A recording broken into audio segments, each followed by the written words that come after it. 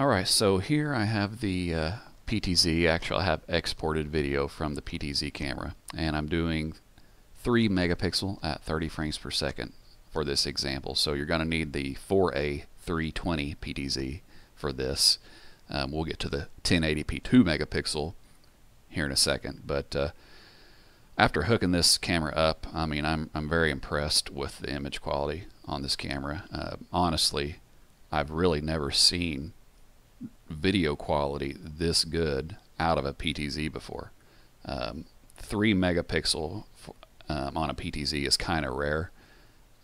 30 frames per second at 3 megapixel is even more rare. So here you can see me have the camera zoomed in all the way, and look at the blades of grass. The detail on it's amazing. I'm zooming out here. You know, again, this is a mini PTZ, but it has the zoom module, a 20x zoom module on it that a full-size PTZ would have. Here you see me panning to the left here. This thing has 8 pan speeds on it. That was number 4. We can go all the way up to number 8 and have a much quicker pan speed. But you know, again here, look, you know, just the detail on the windows are very sharp. It's just a really sharp image. I'm going to zoom in on these rocks right here just to kind of give you an idea of the overall image quality. I mean, just look at the specks of mortar between the rocks. Like I said, I'm just very impressed with this camera, and it's just amazing.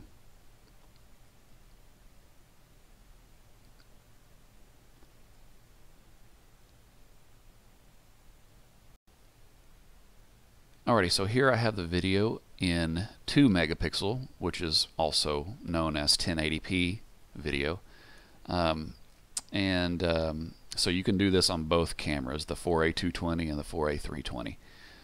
One thing you probably notice right away from this video compared to the last one is the silky smooth video quality. That's because this video, even though it's at a lower resolution at 2 megapixel, it's at a higher frame rate. This is actually twice the frame rate of the last video I showed you. This is 60 frames per second at 1080p, which is just amazing. The last video was 3 megapixel, again a higher resolution, but it was at half the frame rate at 30 frames per second. So higher resolution, but not as silky smooth. So, you know, I honestly did not know this camera had this specification. I overlooked it, and I didn't know it had it until I started playing around with it. And again, I'm just even more impressed by this camera now.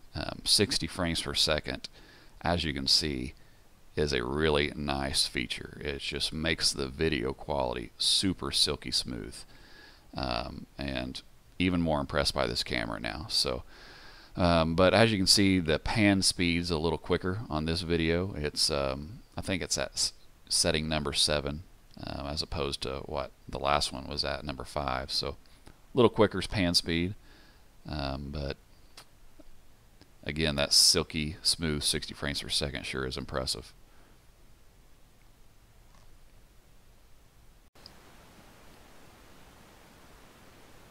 So here is the same scene that you've been seeing in the past 2 videos, but at nighttime. Now this is not a pitch black scenario to where you can see the infrared performance of the camera. We will get to that here in a little bit later, but yeah, this area is fairly well lit at night, but I would consider this a low light scenario. And one thing, you know, some cameras, especially high resolution cameras, you know, when you get into 2 megapixel and even 3 megapixel, when you get in low light scenarios like this, sometimes you get a really noisy image at night, a very pixelated image. But this camera actually performs very well at night. It has a very nice, clean, still image for it being a low light scenario. As you can see, we'll kind of zoom in here on the words here, and it's still just a really nice, crisp image.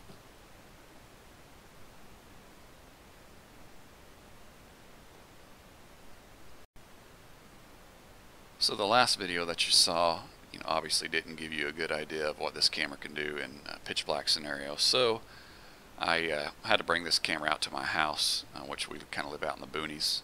It's pretty dark out there, really dark. Just kind of had to mount this, or I actually just had to prop this camera up on a table, so I apologize. As you can see, when I pan it, it kind of looks like, you know, it's doing a diagonal shot. That's because the camera's upside down and I had to go in the software and flip the image. But nonetheless, this kind of gives you an idea. It proves the point of what I'm trying to show you here, which is the infrared performance. But you know, I was curious to see how this camera would do at night. You know, given the infrareds looked kind of small when I was, you know, showing you earlier the actual pictures of the infrared LEDs. But I'm very surprised at how this camera can illuminate this scene. I have it zoomed in here, and that tree line with those buckets and that shovel is a little over 100 feet away, and you know, it has no problem illuminating that area.